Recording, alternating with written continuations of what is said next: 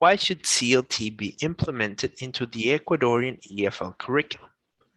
We need to take notice of how principles have changed regarding the goals of language teaching, as well as how multi-skilled language learning is now the goal that we strive for. We need to know the difference between grammar competence, which is what teachers relied upon in prior times, to communicative competence, which is what we rely on now. Grammar competence is the mastering of the rules of sentence forming in a language.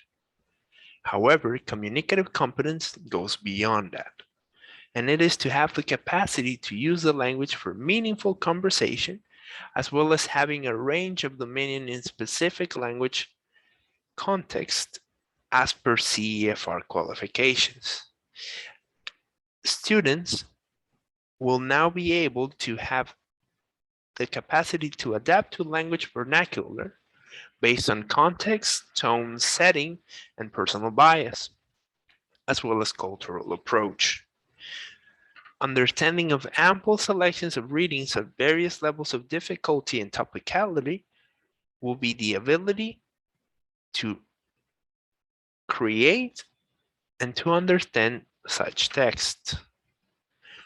And finally, to possess the prowess to interact with other speakers despite our lack of ability or active knowledge in the words that we try to convey, basing ourselves on our L1 language. What is the role of CLT teachers in a classroom? Teachers were used to create exercises or activities where mechanical habit formation was the norm, such as drilling, repetition, dual processes, limited interaction, and the professor who had the power to control all of the activities. Teachers now focus on active interaction between students, which gives way for collaborative work through pairs or groups to form. Students and teachers are now able to create a negotiation of meaning with timely delivered feedback as a means of learning, provided by the teachers, of course, and adaptation of new language skills directly into one's speech. The teacher is now seen as a facilitator and monitor, not a controller. And finally, what is the role of CLT students in a classroom? Students are now expected to become actively involved in the learning process.